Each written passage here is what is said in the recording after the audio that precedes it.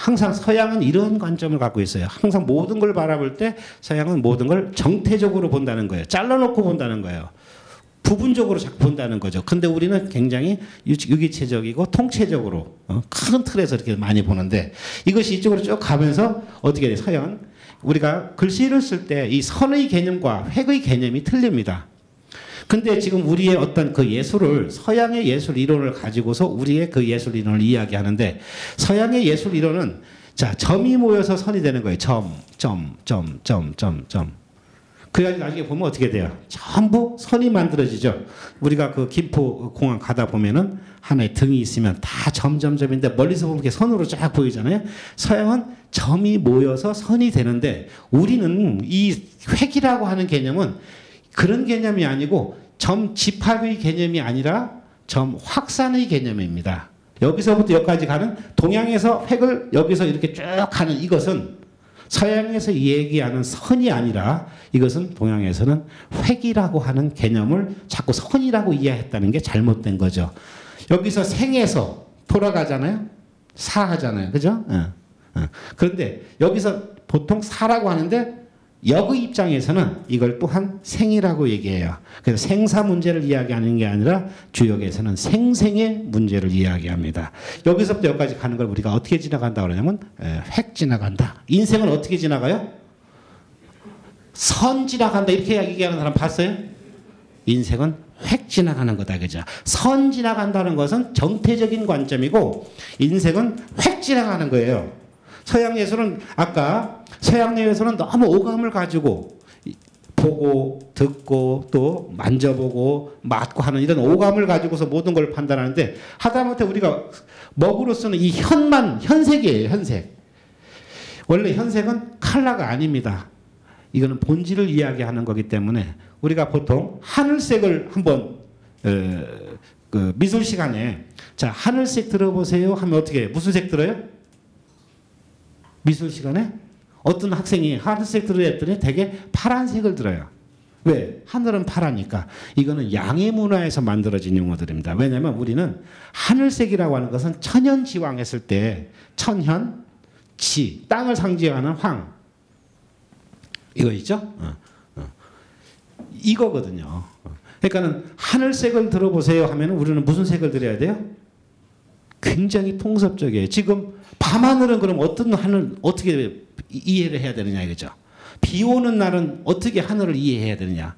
벌써 동양에 먹을 쓰는 것 자체가 바로 이 천을 이 현색을 천을 상징하는 이 색깔을 가지고 쓰는 거거든요.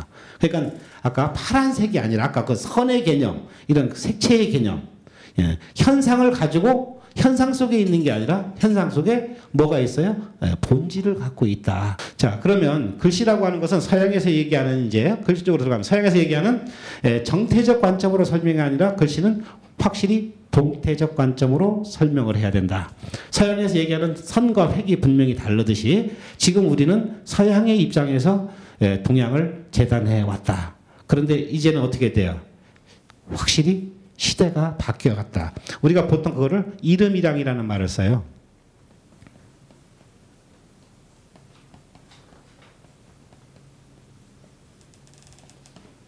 이 도 하면은 참 이상하죠. 아까 그 소개할 때 보니까 서도와 서의 실기 이렇게 쓰셨더라고. 사실은 도가 있고 법이 있고 예가 있어요. 예. 이 도라고 하는 것은 일본에서 쓰는 용어죠. 법이라고 하는 것은 중국에서 이건 한국에서 쓰는 용어예요. 일본에서 도라고 했을 때는 기술의 어떤 의미를 갖고 있는 거죠. 우리가 생각하는 도의 의미가 아니고 기술이다. 근데 우리는 도 하면은 굉장히 형이상학적 이렇게 생각하죠. 어디 그 교회 앞에 가다 보니까 그게 써 있어요. 예수는 뭐라고 써 있어요? 예수는 길이요. 생명이요. 또 진리. 길이 뭐예요? 이게 도예요. 그죠? 생명. 진. 그다음에 리. 어느 글씨 아까 글씨는 붓을 한번 쓱 걷는데 아까 뭐라고 그랬어요? 본질을 표현한다. 진을 표현해낸다 그랬죠. 그게 바로 뭐냐. 이 도를 표현했는데 이름이랑 한다. 글씨라고 하는 것은 만약에 죽은 뱀을 가지고서 딱 보면은 일직선으로 쫙 나와 있다 그죠. 근데 살아있는 뱀은 이렇게 휘어 있어요. 직선으로 되어 있지 않아요.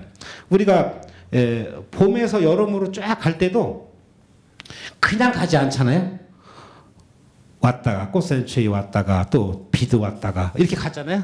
글씨 쓸 때 바로 이렇게 쓰는 겁니다. 이걸 한번 딱 대가지고 쭉 가면 이렇게 가는 법은 없어요. 바로 우리가 용어를 쓰면 은봉 붓끝을 들어가서 절필 절필 절필 마지막에는 어떻게 돼요? 회봉. 그러니까 이렇게 와요. 연장을 하면 이렇게 돼요. 이렇게 되는 거다 이거죠. 무한히 만들어지는 거. 첫 글자를 딱 쓰면 착 쓰면 기가 흘러가죠. 그 다음에 또 흘러가요. 마지막에 딱 오면 이자를 딱 돌아봐야 돼요. 이자하고 호흡이 안 맞으면 그 작가는 뭐라 할까 좀 문제가 있는 작가예요. 그 기가 한 번에 쫙 맞아야 돼요. 그리고 이 글자를 낮자로 다 떼도 이 흐름으로 기의 흐름으로 그걸 다 읽어낼 수가 있어야 됩니다. 그런데 이걸 띄나 점을 찍는데 똑같이 이렇게 찍는 게 아니거든요.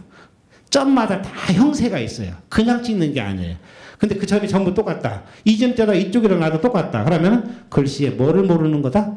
기나 세를 모르는 거예요. 우리가 중요한 건 어떻게 돼요? 정치도 마찬가지고 세가 중요하잖아요. 그렇게 갈 수밖에 없게 돼 있어요. 그죠? 세가 중요하다. 시세. 그때 흘러가는 거 새.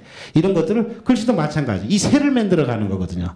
그래야 그 글씨가 바닥에 넘어갈 때 지면과 어떤 마찰에 의해서 어떤 그 에너지를 이렇게 발생하게 되는 거죠. 근데 이 서도 중국에서는 서법이라는 말을 하고 우리 한국에서는 서예라고 하는 말을 하죠. 평면적으로 생각하지 말자. 바로 이거예요. 우주에 돌아가는 이 시간과 공간이 무수하게 이렇게 돌아가고 있는데 거기에서 어떻게 돼요?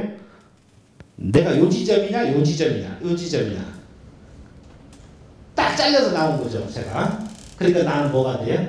나는 일획이 되는 거예요. 한 획이에요. 그러니까 아까 생에서 사에 갈 때까지 인생은 어떻게 지나간다고 그랬어요? 획 지나간다고 그랬어요. 시간이나. 여기에 지금 내가 어디에 머무르고 있느냐. 그러니까 지금 있는 이런 환경도 소홀히 나만 쓰고 가는 것이 아니라 함께 쓰는 그런 공간이기 때문에 놔둬야 된다. 우리가 서양에서 얘기하는 우리라고 하는 것과 위라고 하는 것도 조금 다르죠. 이거는 위라고 하는 것은 나, 너 합쳐가지고 숫자상에 합쳤을 때 위라는 얘기 쓰지만 우리라고 하는 것은 총체 속에 하나 했을 때 우리라고 하는 용어를 이렇게 쓰기 시작한다.